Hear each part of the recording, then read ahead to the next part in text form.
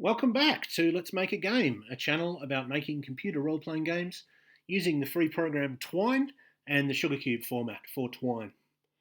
In this video, I'm going to continue my series on doing first-person graphics. So when I finished my previous video, I had explained the technique that I was going to use to finish all of the blocks that we will need for our display. And I also mentioned that I might change the background picture. Well, as you can see, I have changed the background picture. I decided to do that, and I have done all the blocks.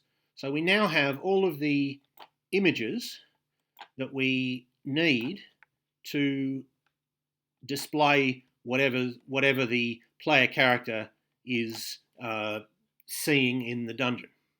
So I won't explain the techniques that I use to make these blocks because I explained those in the previous video, but I will I'll just show them to you, I guess, to show that they are now finished. And I will also briefly explain what I did with this background picture.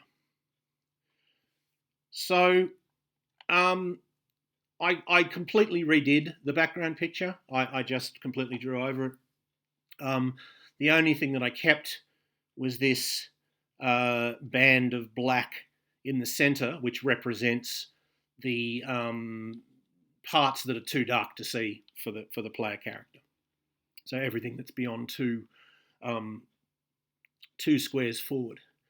Now, as a side note, some of you might notice that there's sort of a couple of missing lines, that if there's a line here that sets out the square that we're in, and then that's the square next to it, and that's the square next to it, there should be a sort of a line going something like this that gives us just the corner of a square that's 2 forward and 2 to the left, if that makes sense. So there should be a line here, somewhere like this, and there should be a block just in the corner here that you might be able to see.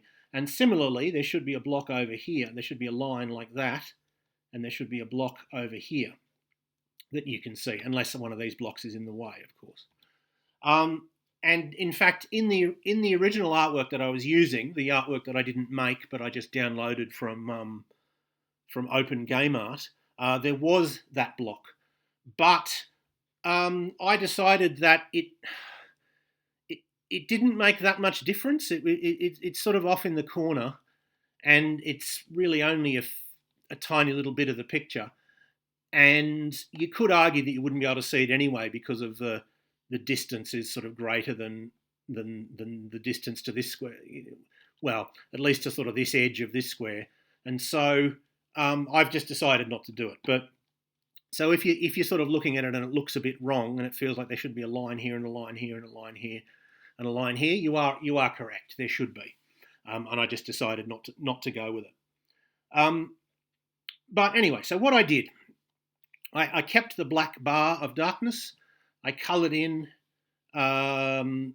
everything else in this red colour. It's actually all in the same colour. It looks like it's in 3 different colours because I've got these other 2 layers. But so that's what the layer itself looks like. And then I wanted some way to make this row of squares brighter than this row of squares, and then this row of squares should be darker still, and then corresponding for the roof, because of the fact that you are in a basically dark environment, and it's probably illuminated by a torch that you're carrying, something like that. So here is what I did. I got the fuzzy select tool, which I sometimes call the magic wand, and I selected, let's say I'm doing this row. I selected this by clicking, and when you click an extra bit, you have to press Shift, because if you just press the left mouse button, it'll select something, but it won't select anything you've already selected will be unselected. So if you want to add to your selection, you have to keep the Shift key down. So I selected those 3 squares, and then those 3 squares up here. And then I created a new layer, which I made transparent. And then I coloured them in black. So let's make the brush size a little bigger. Actually, that's probably a bit too big. Let's make it that big. So we colour it in black. And then what we do, and we can, once we've coloured it in, we don't need the selection anymore.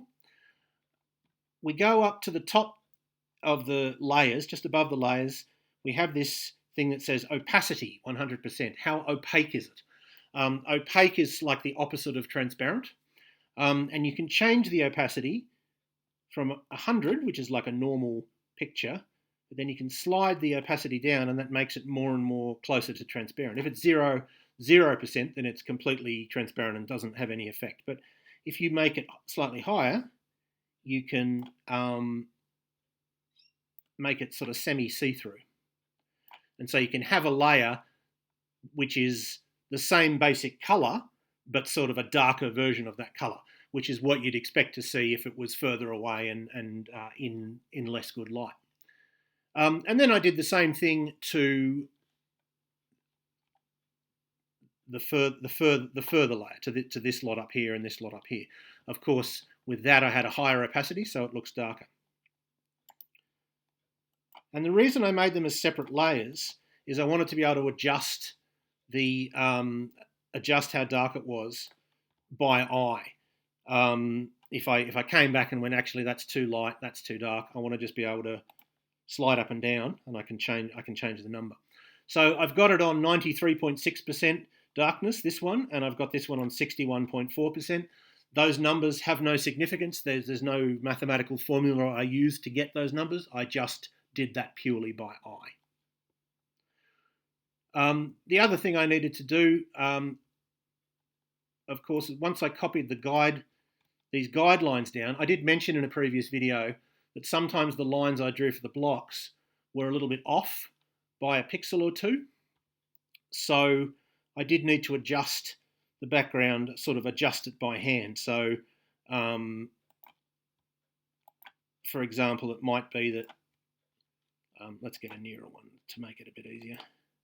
It might be that there was like a couple of white pixels sticking out here, so I needed to get this red colour and colour them in, and then turn off the block and sort of fill the gaps in the line in that way. But anyway, eventually we got this background, and we've got all of the blocks that we might need to display what the player character is seeing at any given point, except for the ones that are just in the corner, which I mentioned. One of the differences between this artwork and the previous artwork that I was using is that there's very clear lines of where the squares are. Like all the blocks have got this black outline, and all of the floor is sort of divided into these regions as well. So it's very easy to see, in this situation, for example, it's very easy to see that there's one square before the dead end. And the reason I did that, it's quite artificial, of course. If there were walls, you wouldn't expect walls to have, black lines at the tops and the bottoms and then every so often. The reason I did that was because with the artwork that I downloaded, it was more realistic, and it was probably artistically better. It looked better, I think, than what I did. But it was sometimes I found it a bit hard to tell how many squares.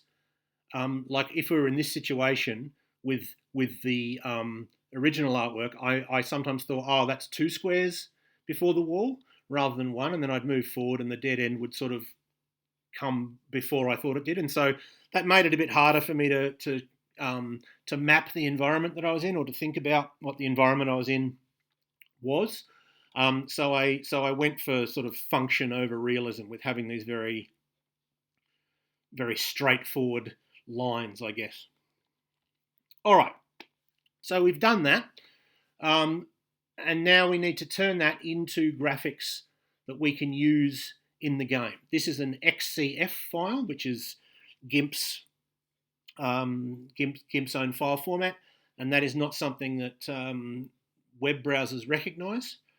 So we need to turn it into a file type that they do recognise. I'm going to be using .png files.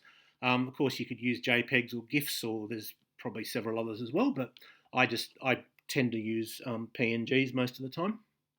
So we need to think about, well, how many different possibilities are there, and how are we going to name them in a way that makes sense when we're doing the programming? Like, how are we going to, and also we want to make sure that we've got all the possibilities as well. So let's get onto a picture here that I've made to be a guide to that.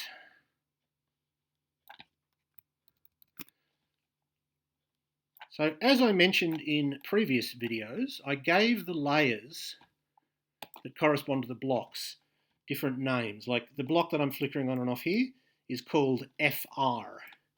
And it's called FR because it's the one that's forward and to the right of the player's current position. So that is FR. And so similarly, behind FR we have FFR, which is that one, and FF, which is that one, and so on. If we were to think about this same situation from the top, as in instead of being in the maze sort of looking forward, we were kind of floating above it looking down, and the roof was removed, it would look like this. So F would be in front of it. If we're on the red square and we're facing the way the arrow is pointing, then we've got F, L, R, FR, FL, FF, L, FFR, and FF. And these are the 8 that we can possibly see, right? If there's a wall in one of these 8 places, we will know about it. Now, for each of these squares, it can be in one of 2 states. There can be a wall there, or there can be open space there. In a real game, there'd be far more than 2 states. You might have illusory walls, so they look like a wall, but you can move into them. You might have walls that have traps in them, so they look like, or open squares that have traps on them, for example. So they look exactly like open squares, but if you move into them, then they're treated differently. You might have walls that have doors in the middle of them. So you might have a door here, for example, or here. And then you'd probably have to have different numbers to store which wall or walls the door was on. Because if there's a wall on the, let's say, the FL block, the fact that there's a door on the north wall doesn't mean there's one on the east wall or the west wall or the south wall. So you'd probably have to have multiple, multiple numbers to keep track of that. But for now, with this demo, we don't have any of that. We have only 2 states. And each of the states is separate. So FR can be a wall or open space regardless of whatever anything else is. There might be some sort of limitations in terms of the algorithm that we're using to create the environment, but in terms of what we're thinking about now, all of these are separate. So what that means is that the number of possible states that the player can see, if I kept flicking this on and off, the number of slightly different pictures I could create, you would probably start by estimating, well, it's 2 to the power of 8. In other words, it's 2 times 2 times 2 times 2 times 2 times 2 times 2 times 2. This one can be in 2 states, and for each of those 2 states, this one can be in 2 states, so that makes 4 possibilities. And then for each of those 4 possibilities, that one can be in 2 states, and that makes 8 possibilities, and so on. So 16, 32, 64, 128, 256. So does that mean we have to make 256 different graphics? Because if so, that would take a long time. Well, luckily, the answer is no. Partly because some of the states look identical. So for example, let's look at what we've got here is the block FF is a wall. And let's say the block F is also a wall. Well, if the block F is a wall, it completely obscures FF. So the state where FF is a wall and F is a wall looks identical to the state where FF is a wall and sorry, it's the other way around. Forget what I just said. I got it wrong. The state where F is a wall and FF is a wall looks identical to the state where F is a wall and FF is open space. Turning that on and off does not change the display. And so there are many cases like that. There are a lot of cases where blocks hide other blocks, and therefore you don't need to worry about what this square is doing if this square is a block. So that reduces the states somewhat, but we can actually reduce it further because some parts of the screen don't care about particular blocks. So let's look at the left-hand side here. Let's look at specifically everything to the left of the black line that is the border of the F block. Everything over here. Well, that's going to look different if FL is present, but it's not going to look different if FR is present. And it's not going to look different if F is present because we've defined it as everything that's to the left of that black line. So in fact, this part of the screen only cares about a few blocks. So it only actually cares about, I think, these 3 blocks. And so that reduces the states quite a lot. 2 by 2 by 2 is a lot less than 2 by 2 by 2 by 2 by 2 by 2 by 2 by 2. So we can take advantage of that by not having a single graphic that's the state of the screen, but instead we have one graphic that's the state of the left of the screen, and then we might have one graphic that's the center, and then we might have another graphic that's the right of the screen, because of course, because this is symmetrical left to right, everything that is true of this part of the screen is also going to be true of this part of the screen if you substitute every instance of the word left with the word right, of course. So we can reduce the number of graphics by dividing the screen up. So let's start with the bit that I have just talked about, which is the far left of the screen. And let's get into this in the next part of the guide. So, unless I've made some sort of mistake in my calculations, I think there are only 4 possibilities for that left-hand part of the screen.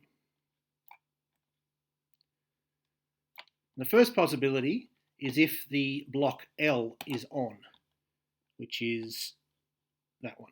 If that block's on, well, it covers most of the section that we're talking about, and so what's behind, what other blocks are doing doesn't really matter. So the first possibility is if that block is on. And I've decided to just call that L1. The numbers are pretty arbitrary. I'm just giving them numbers so that we can, and then writing down what each number corresponds to, so that we can look at it later when we're doing the programming. So the first possibility is that the left block is on. Another possibility is that the left block is off, but the FL block is on. So that would look like, sorry, that one's off, but that one's on. And so we can see that looks different if we're restricting our gaze to this little part of the screen. And then the third possibility is that neither of those 2 blocks are on, but FFL is on. And that looks like this. And then, you've probably guessed, the final possibility is that that one's not on either.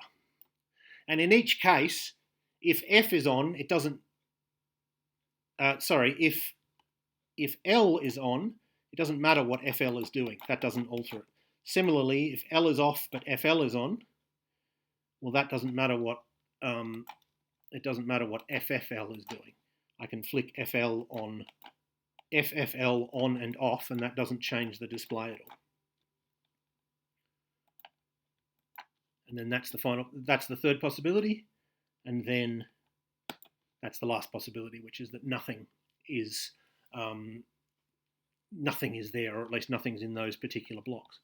And of course, the same is true of the right-hand side if we talk about R instead of L.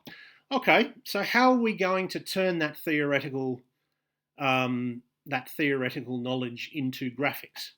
Well, let me show you. Now, the first thing, it's easy to remember, it's easy to forget that this fills the whole screen, but it's actually a really small picture. If we go View, Zoom, we can see the zoom is 598%. If we go zoom 100%, that's more like what it would look like in a web browser. Now, of course, that's not really what we want, is it? That doesn't look like the sort of display that we would imagine. What we actually have to do is scale up the display. And the way we do that, I've done it before, but I'll show you again. We go Image. If we wanted to scale just one layer, we go Layer, but we don't. We want to go Image.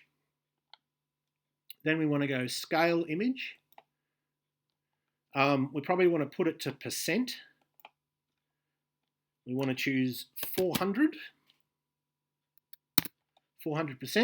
And because this thing hasn't been clicked, it'll change the other. If we change the width, it'll automatically change the height as well. So we're going to make it exactly 4 times as big as it is, exactly 4 times as wide and exactly 4 times as high. So it'll be 16 times as many pixels. And very importantly, we do not want this cubic interpolation, because as I've shown you before, cubic interpolation makes it look real fuzzy. We don't want it to look really fuzzy. We want it to look chunky, because we're going for an old school sort of look.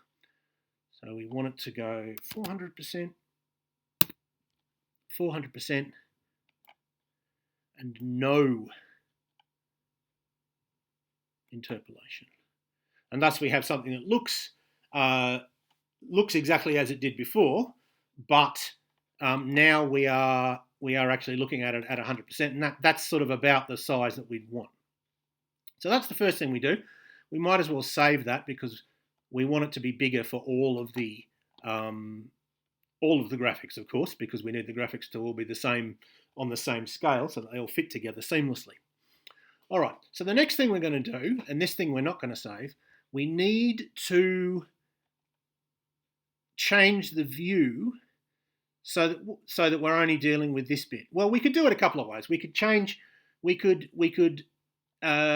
save graphics with all of the 4 different possibilities, and then go through those graphics and sort of cut off all this bit. But I'm going to do it in a what I think is probably a more efficient way. So, which is that we change the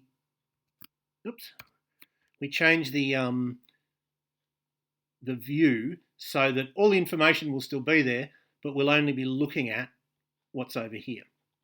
So the first thing we need to do is look at what do we need to shrink it to, and there's a tool up here that helps us with this. It's the Measure tool. It's usually the eyedropper is displayed, or at least in my experience, I use the eyedropper much more often. But you can left click on that, and then choose the other possibility, which is Measure. And I'm going to start from the edge, and I'll just zoom in to make sure that I've measured. I don't think I have. I think I got it a pixel wrong. Let's try that again.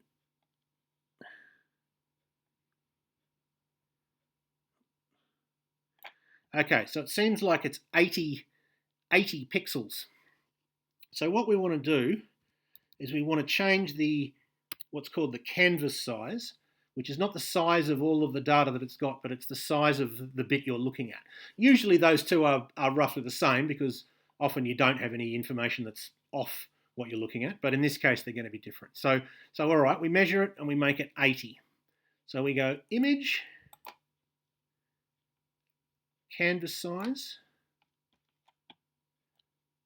and we'll keep the height as is, but we'll make the width 80. And we'll make sure that the picture is sort of as far to the right as it can be, because we want the far left of the picture. And we press resize, and lo and behold, we get the bit we want. Now, we can check that it's the bit we want because the pixel that's just off the screen, that's like 1 pixel off the edge of the screen, they should all be black because the F block has a black edge. So if we change the canvas size to 81, we should see a vertical black line in the middle of the right-hand side of the picture. So let's do that. And if we zoom in, it's a bit hard to see, but if we zoom in, yes, we do. We do have that black. We do have that black line. That's that black line should, it turns on and off if we turn off the F layer. So we know that we're looking at what we think we're looking at. So we know that 80 is the right size. So we'll Control Z, and that'll get rid of it and change it back to 80. And then we'll just check that. Oops. No, sorry, we want it to be, it's not, hang on, let me just edit, undo resize image.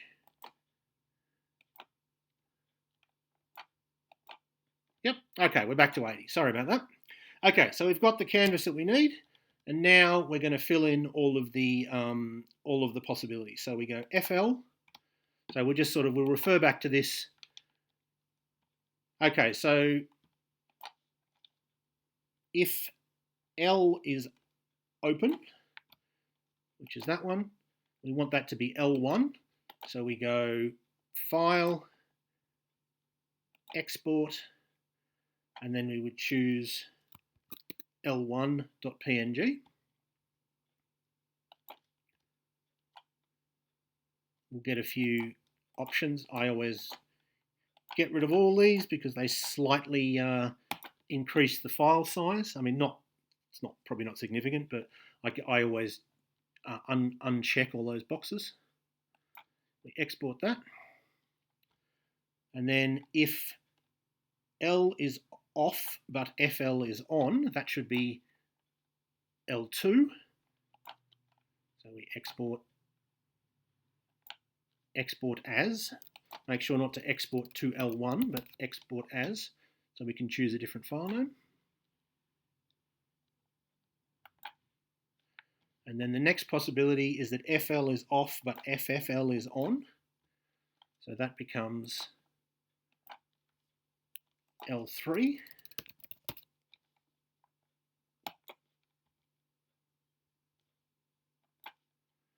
And then the fourth possibility is that none of those things are the case, and we have no blocks in this part of the screen.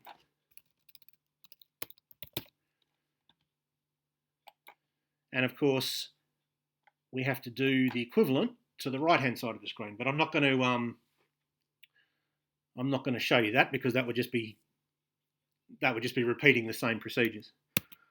All right, so let's get the canvas size back to what it was.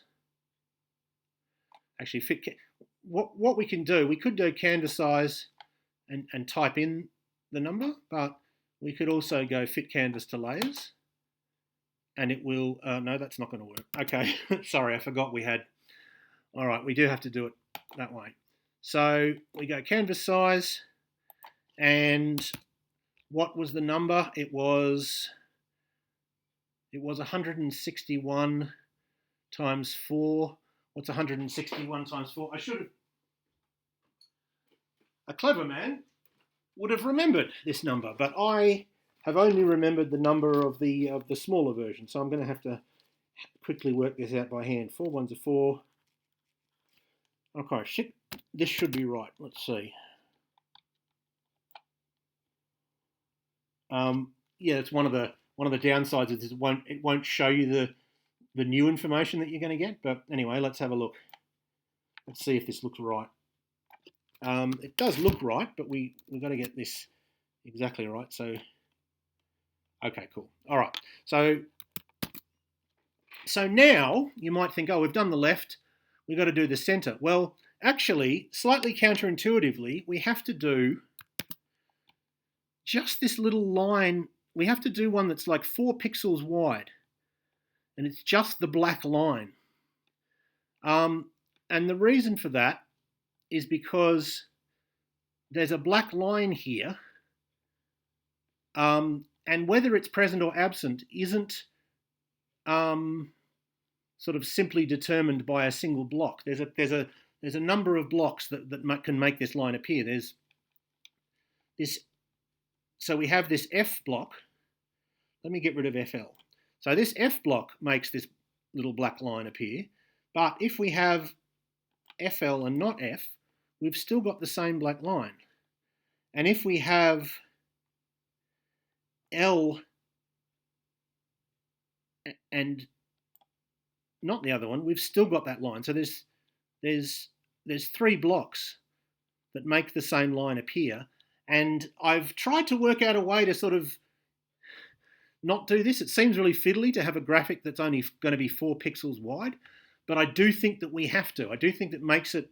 the other possibility is that we have that graphic as part of the center graphic, but then that means we have lots of center graphics that are only different in this black line, and that is less efficient.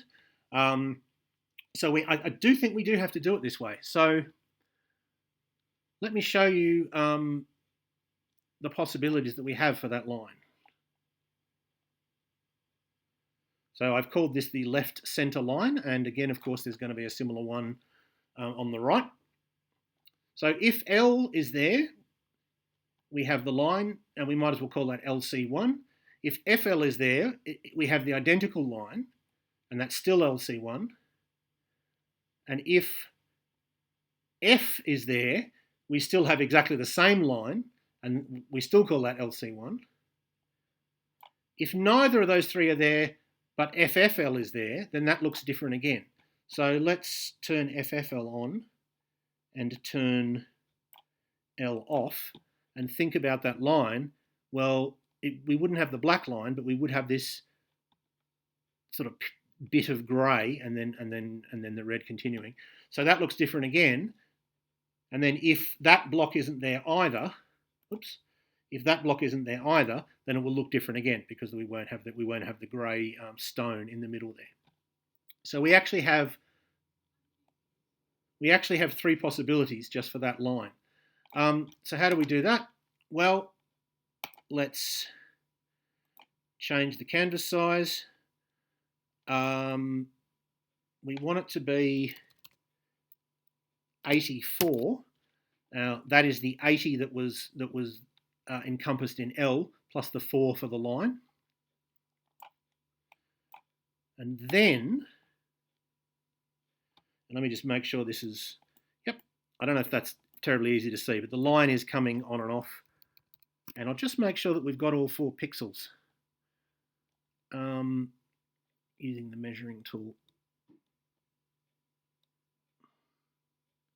Yep, that is all 4 pixels. Okay, so we've got that, but now we want to get rid of most of that. So now we're going to change the canvas size to 4 pixels, but now we don't move it over to the left. We don't have it over to the right like that. We have it over to the left because we want the very right. We resize, and we have this tiny little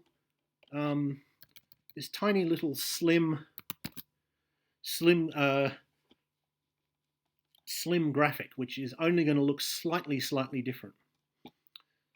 But it is noticeable if we didn't do this. All right, so we'll turn L on.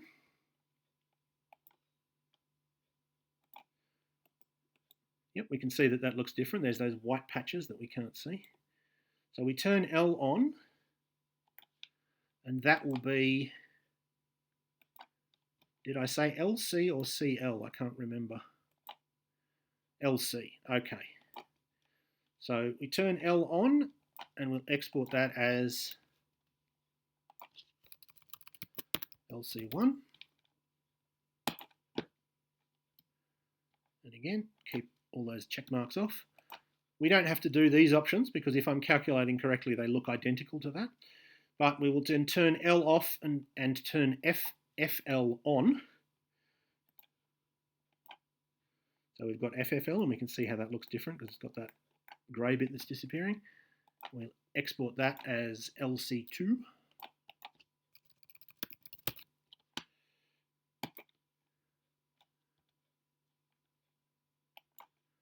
And then finally, we turn that one off as well, and we export that as LC3. Okay. So now we've done the sort of leftmost 84 pixels of the picture, and we know how to do the rightmost 84 pixels because that's going to be exactly the same, it's just flipped. I am going to save the center for a separate video. I'll do a separate video on the center, and then after that, of course, once we've got all the graphics, we can look at how we can go back into Twine and we can look at the code that tells us, that, will help us display it correctly. But I think I will leave it there for now. So I hope that was useful or interesting to at least some of you, and I hope you will tune in next time.